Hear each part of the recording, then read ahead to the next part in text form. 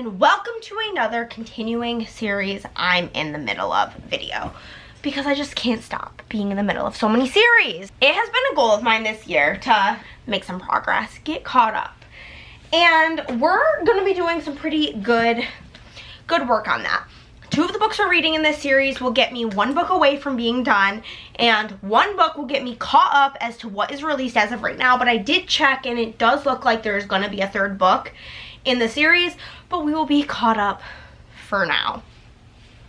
We'll start with that one, and that is Next to You by Hannah Bonham-Young.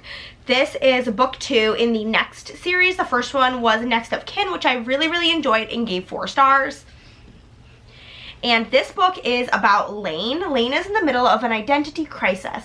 Her friends are all partnered up, her career is heading nowhere, and simply put, she's not happy. So after a night out celebrating her birthday, she makes one hell of an impulse purchase. A giant 48-passenger yellow school bus that she intends to make her home. With little to no renovation experience, but money from a large inheritance, Lane enlists the help of her friend Matt, a mechanic by trade, handyman by practice, and hottie by nature. While their mutual attraction is undeniable, Matt and Lane have silently agreed that friendship is the only thing that can ever exist between them. Matt's a total family guy with settle me down virtually tattooed across his forehead, whereas Lane is entirely commitment adverse. It can never work, right? And I do love that Lane has pink hair and tattoos, so very excited about that. And then the next 2 books I'm very excited about because one of them I've given every book in the series 5 stars, and the other one I gave the last book that I just read in the series 5 stars, so I am excited. But we have Play Along, which is the 4th book in the Windy City series. I've given every book in this series 5 stars. So I don't really think this is going to be any different. This is about Isaiah, who is the brother of our main male character in book 3. As well as Kennedy, who is the team doctor for the baseball team. So, Kennedy, I am the only woman on staff for the Windy City Warriors baseball team and have to maintain my professional reputation, but a Las Vegas run-in with the team's shortstop threatens everything, leaving me with a fuzzy memory and a ring on my left hand. Isaiah Rhodes is reckless, impulsive, and frustratingly charming. He is also my brand new husband, and to save my job, I have to pretend the whole thing was planned, the real deal. They got the saying wrong. What happens in Vegas doesn't always stay in Vegas. Sometimes it follows you right back home. Isaiah. I've crushed on my team's athletic trainer, Kennedy K, for years. So imagine my surprise when I woke up in Sin City with a ring on my finger and my favorite redhead in my bed. We have to stay married for 1 baseball season, just long enough to keep her job safe. But now I'm using our time together to prove to her I'm husband material. Kennedy must be reluctant to join in on our game, but it's one I refuse to lose. So come on, wife, play along. Very excited. And then Reckless. I feel like this is the one everybody loves. I hate the tropes of this book though, so I'm very nervous, but also excited. This is about Theo and Winter. Winter is the sister of Summer from book 1. Theo Silva, rowdy bull rider, notorious ladies man, and Winter Hamilton knows exactly what it means when he eyes her like that. But she's almost free of her toxic marriage and has sworn off men entirely. So all she sees when she looks at Theo is temptation served up with a heaping side of heartbreak. The man is hard to trust, but it turns out even harder to resist. Make that impossible because Theo is persistent, and no matter how hard Winter tries to freeze him out, he melts her icy exterior and pulls her on all of her defenses. Over a drink in a small town bar, she finds herself blurting out her deepest, darkest secrets. Then she spends the single hottest night of her life with a man she's never thought she'd say yes to. He worships her body. He makes her blush. She comes alive beneath his hands, and then tells him to forget it ever happened. She wants simple, and with him, everything feels complicated. Then it was supposed to be a one-time thing, a secret, but that little plus sign is going to make this secret impossible to keep. So it's giving accidental pregnancy, which, as somebody who's child-free by choice, that is my worst fear. So we'll see what we think, but I am excited to tick more things off the series that we are in the middle of. Okay, first book up for this continuing series video is going to be Next of Kin. I have my audio hold in for her, and we're gonna get started on her probably tomorrow because it's 8 p.m. and I don't really feel like it right now. I've listened to a lot of 2 entire books today, So I'm kind of over it right now, so I'm going to listen to this tomorrow. This book's actually kind of long for a Hannah Bonham-Young book. I feel like her books are just barely 300, and this one's 360, but this has really good reviews, and I did quite enjoy Next of Kin, so I am excited to see how this goes. And I just love that our female main character is a tatty baddie with pink hair. Honestly, an icon. Okay, guys, I know I'm about to start the Hannah Bonham-Young book today on audio, but I just wanted to let you guys know that Play Along is going to be my next Kindle read, and I'm so excited. I was reading through the what's it called, playlist, and Chris, my husband, and I were just talking about Mariah Carey because it is Christmas time, and speaking of my outfit, Christmas time, and when I was like, I literally like, why is she like, I was talking about how she's such a diva, and I'm like, what does she even do besides Christmas music? And he was like, yeah, the only song I know is Why Are You So Obsessed With Me, and it's literally one of the songs for this book. But like, we met these characters in the last book, and literally that song is so perfect for them. But I'm gonna start that on my Kindle tonight.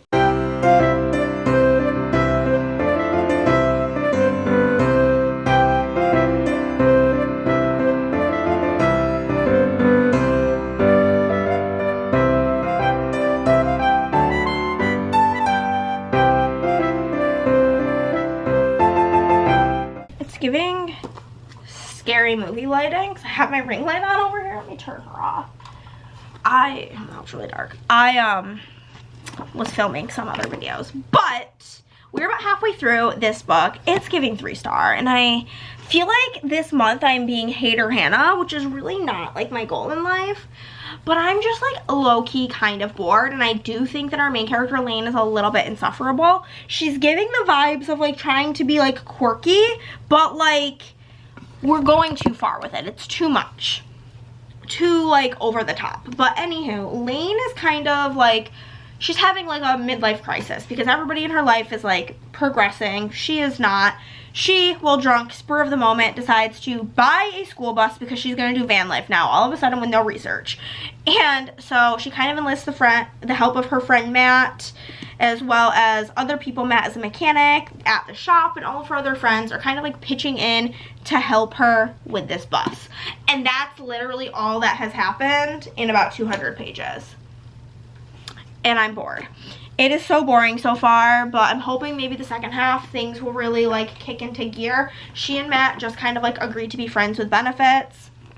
Turns out the whole friend group kind of had like bets on when they were gonna get together, so on and so forth. But I'm not impressed, and that's all I really gotta say about it, is I'm not impressed and I'm bored.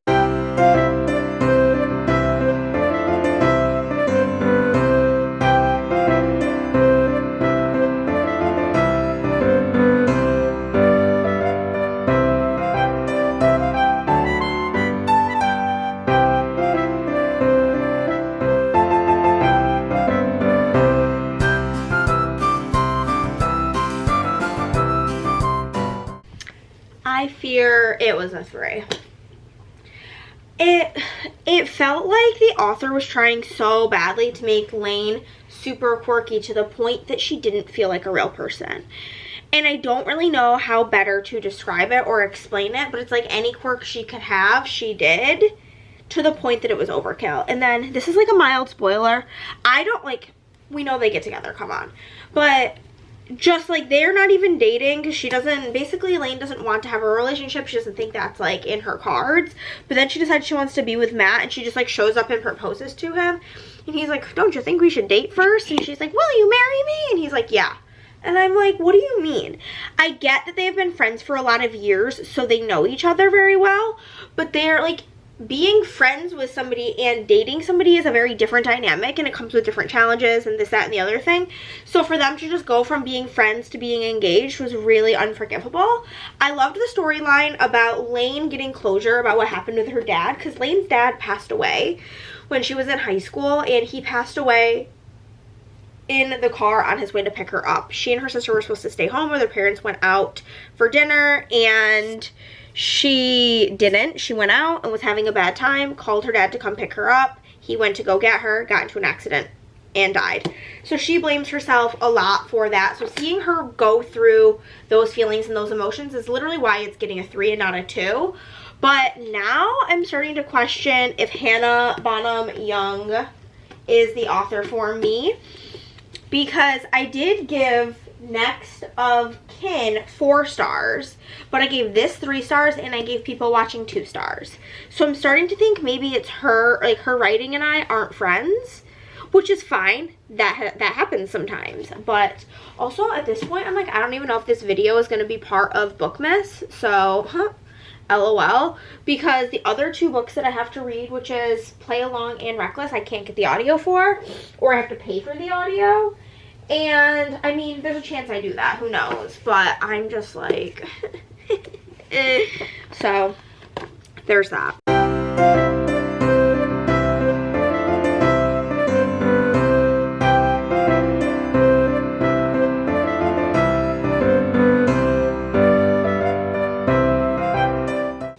Okay guys, I'm about halfway here. I don't know if you guys can tell, I'm actively sobbing reading this book at halfway. Every time I read a book in this series, I'm like, this is the best one, can't be beat, and then I read the next one and it's better. But we are halfway through Play Along. This is Isaiah and Kennedy's story, and at like 30%, I actually thought I wasn't gonna like this because of one of the tropes, but clearly I'm sobbing and it's already 5 stars. Like, we can end the video now, it's 5 stars. We can move on. But no, so this is Kennedy and Isaiah's story. Isaiah is the brother of Kai from the last book, and Kennedy is like the team trainer. He's basically had a crush on her from day dot. Since the first day he met her, he had a crush on her. And basically how they met was he often hides out in the women's restroom, because it's only the baseball team there, when he needs a minute, because he does not like to look what he perceives as weak in front of his teammates if he's having a hard day. And whenever he was 13 years old, he and Kai lost their mom. She died in a car accident during a storm.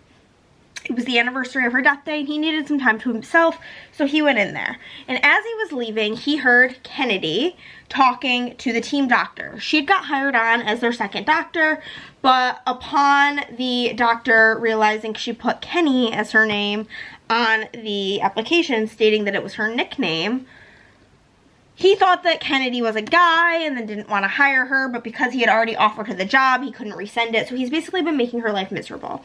So that's kind of how they meet. Hearing all of this, they confide in each other, and he's basically obsessed with her from that day on. However, she was engaged. In the prior book, her engagement is canceled. We read about that more in here, how she was basically an arranged marriage, essentially, because her family is really wealthy. And she was basically promised to this guy. It was a whole business thing, blah, blah, blah, but they don't really like each other. So he ended up leaving her for her stepsister, which is already its own thing. And so that's kind of the backstory. At the beginning of this book, they're both out at a club in Vegas on 2 separate occasions. He's out with the guys. She is out for her stepsister's literal bachelorette party to her ex-fiance. She and Isaiah kind of, she's upset, and he's like, let me get you out of here, whatever. She's complaining that her heels hurt. He buys her platform Vans. They talk about it a lot. She keeps wearing them, and like a denim jacket because she's cold, and he's like, get one drink with me. One drink turns into a lot of drinks, and tequila really gets her going, and they end up at a chapel and they get married. So whenever the team finds out, basically they threaten to fire her, and he's like, well, there was this guy and this girl who were married that both worked for the team and it worked out. Like, the contract only says that we can't be like casually involved, and obviously this is not casual because we're literally married.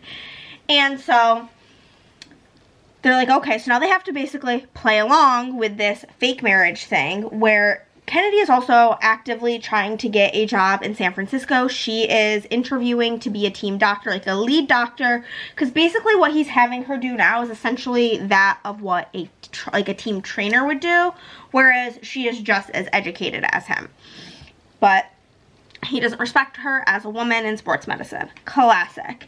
So she's interviewing for this job, and they basically make this plan that they are going to continue on with this fake marriage, And then when she gets the job, they'll basically continue it for a little bit, but then say they couldn't do the long distance and get a divorce to make everything kosher, her not look bad, so on and so forth.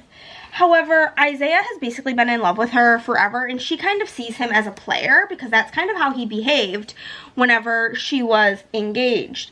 What she doesn't know, though, but we as the readers know from the last book, is the second he found out that Kennedy's wedding was off, he has not been with anybody. He has just been trying to get the girl. And so we're learning a lot about her story and about how she grew up in this like very rich, like children should be seen and not heard household. And she really struggles with intimacy, like emotionally, physically. Like they had this whole conversation about being touched, and not like in a sexual way, but she's like, I've never been hugged before. Like my parents did not hug me. My parents did not cuddle me. Like that's not something that I've experienced. So now when it happens to me, it makes me uncomfortable. And I want you to teach me to be okay with these things. And obviously he's going to be teaching her a little bit more. But it is literally so good. Obviously, I'm like sobbing already. There's just been like so many good quotes. There was like some really great quotes about grief and things about grief. It was really good. She basically is like trying to take the initiative to come and like make a move on him rather than her just like waiting for him to like make the move, I guess, basically. Is kind of where they're at. So he like makes her dinner and this whole thing, and she's like, if you ever want to talk about your mom, like you can, and if you ever want to tell me about her, you can. A simple request that if I want to, I can. No expectation, no demand, and no more. I swallow down any unwanted emotion that could be sitting in the back of my throat. I don't really like talking about her. And she just says, okay. And he says, okay. And because he made spaghetti and it was his mom's recipe, and he's like, the woman knew how to make one hell of a bowl of spaghetti though. And then he says, it's not that I don't want to tell you about her, Ken, it's just that I miss her a lot. I've lived more of my life without her than with, and I still haven't stopped missing her. And then she says, how lucky is she to have two boys who love her as much as you and your brother do, and how lucky are you to have a mom you love so much you still miss her after all these years. And, like, it was just the 9th anniversary of losing my mom. And so, like, oh, that hit so hard. And then Kennedy has lost her dad, but, like, they didn't have a relationship. So she's like, it was literally like losing an acquaintance that you met at work 10 years ago. And she says, grief seems like a privilege in a way to have loved someone so much that you can't imagine your life without them. Oh, my God. I literally can't fucking handle it. Like, I literally can't handle it. Basically, Isaiah has, like, a lot of, like, PTSD around storms because his mom died in a storm. And so he's kind of, like, freaking out about, like, this storm. And he's, like, you know, having a panic attack and, like, freaking out. And he's like, I don't want, like, you to think differently about you. And he's like, there's nothing to be like embarrassed about. Whatever's going on, you care about your brother, and I have to call him, your friends too. How is that embarrassing? You don't have to tell me what's wrong, but you also said I should do what feels good, so I'm gonna lay here with you. Oh my God, it is so cute. And he's like, but who wants to be somebody? I've always cared too much sometimes, but people don't want that guy. Who wants to hang around a guy who has anxiety attacks over the fucking weather? And she says, I do. I want to be around that guy. And then he's like, because it's like very obvious that she's starting to like have feelings for him. And then he's basically saying like he doesn't always feel this way. And she's like, you're allowed to feel those moments. Like, you don't have to be on 24/7. And he's like, I don't want you to feel, he said, please, Ken, don't think any differently of me. And she's like, but what if I want to? And he says that the day that I met you, I was hiding in the women's restroom because it was the same date my mom died. I was having a bad day and I didn't want anyone to see me like that. I'm always having a bad day on that date, but for the first time in a long time, when I was talking to you, I felt this spark of genuine joy that I couldn't ignore. For the first time in a long time, I didn't have to fake it. So it's your fault, Kenny. You're the reason I've been hooked since day one. My throat feels small. My nose and my eyes prick with heat. I've been a bargaining piece, a second choice fiance, and even an unwanted employee, but I've never been somebody's joy. Isaiah, Yeah, we got married on that date. I know. On the worst day of the year, I had the 2 best days of my life. And he says, please stay with me tonight, Kenny. And she says, I'm not going anywhere. I literally can't take it. I'm gonna go finish this book right now because I can't stop, won't stop. It's truly where I'm at. It's how I always feel with these books, is like I'm technically 55% of the way through. But I have about less than 3 hours left, and I don't know what time it is, but all I know is I'm not stopping. I can't stop. I won't stop. It's not an option. It's 9 o'clock. My husband just called me. I gotta go. So I don't think there's any, like, question on the matter. 5 stars. Truly. 5 stars. Amazing. Loved her. She was stellar, beautiful, fantastic. No notes. And I'm really sad that Rio's story is going to be the last one. Here's the thing. I feel like everybody is like, oh my god, I want Rio's story. Oh my god, I want Rio's stories. I'm so excited for Rio's story. I think Rio's kind of fucking annoying. So, I'm not like chomping at the bit for it. I'm chomping at the bit for Liz Tomforde's writing. Is it Tomforde or Tomforde? I feel like I've heard people say it both ways. Help. Help! But, yeah. It's like every time I read one, it's my new favorite. So as of today, Play Along is my favorite. And we are going to swiftly listen to this audiobook today because I have a lot of work to do. And I'm hoping for this video to go up tomorrow because I have 3 more Bookmas videos I need to get up. I have 2 videos that I have 1 book left I need to read for them. So I'm hoping to do that all today. Those 2 books. Listen to them while I'm working. But they're both kind of long. They're both like over 400 pages. So we will see where we go and if we can get through it. But this is what we're going to read. This is Theo and Winter's story. I'm very interested to see it. I believe accidental pregnancy or surprise pregnancy, which is not really my thing. So we'll see how it goes. I'm not like, you know, chomping at the bit for it, but it's part of the story. So that's where we're at.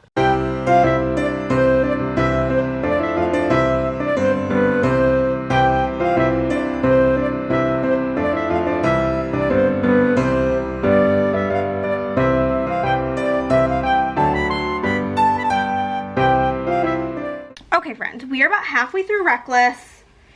I mean, it's actually like fine. The audio for this is only like 9 some odd hours. I think maybe the text is just kind of huge in the book because I was just looking at this book and I feel like the text comparison between like these 2 books is like a huge size difference. So, anywho, I am loving it, obviously, which is, well, maybe not obvious because I wasn't really sure. I'm really liking Winter. I feel like Winter is my kind of girl where like you kind of come off cold and distant, but really you're just trying to protect yourself. I relate to her deeply. And I do tend to have an issue with the unexpected pregnancy, surprise pregnancy, that type of trope as somebody who deeply doesn't want kids. But what's making it work for me in this book is that Winter has desperately wanted a baby. Basically, Winter is sisters with Summer from book 1, I think. And she has moved to Chestnut Springs to work at the hospital. She was married to this guy. He was really awful. Can't really say much about it because otherwise it's literally spoilers for the other books. They are no longer together and they desperately had tried to get pregnant over and over and over and over again. She miscarried. It was a whole thing. So now she's in town and she's really trying to repair this relationship with her half-sister. And you learn this very early on. They share a dad, but Summer's mom was Winter's nanny. So her dad cheated on her mom. And because of that, her mom was very mean to Summer, and Winter in turn was very mean to Summer. So she's trying to really repair that relationship, and when she goes over for dinner, she meets Theo. They are basically staying at the same place. They meet up. They decide to have like one passionate night together and then never contact each other again. A month later, she realizes she's pregnant. She tries contacting him. He's basically like, okay, thanks for letting me know. And then we fast forward 18 months later. The baby, her name is Vivi or Vivian. She is now 9 months old, and he's back in town, and he's kind of doing the math and is like, is that my kid? And she's like, what do you mean, is that your kid? I literally told you. And he's like, no, you didn't. So now they're trying to figure out this co-parenting thing where he is having a lot of this guilt for not being around for the whole beginning of her life, being there for Winter, all of these things. Whereas Winter is feeling bad about herself, down about herself, like she looks different. She's had a baby, her life has changed. And she's trying to find herself in this new footing of life, and now navigating co-parenting with our boy here. I do love that the headings are snowflakes because her name's Winter. But it was so funny. He's like, please tell me her name's not Autumn. I died. I literally died. And her birthday is like the first day of fall. So he's like, yeah, it would have been really bad if you gave her that name. She's like, I would never. But I'm really, really enjoying this. I'm trying to think of everything we read for this video. This, play along. I literally couldn't tell you. I think I have a photo of it. Possibly. I did take photos of what books went with what videos because, y'all, my brain, she's not great. She's not with us. She's not present. Oh, Next to You. That one was a little bit of a mess. It was a 3-star, but I feel like we're gonna have 2 5-stars. And with how bad my reading went at the beginning of this month, I couldn't be happier.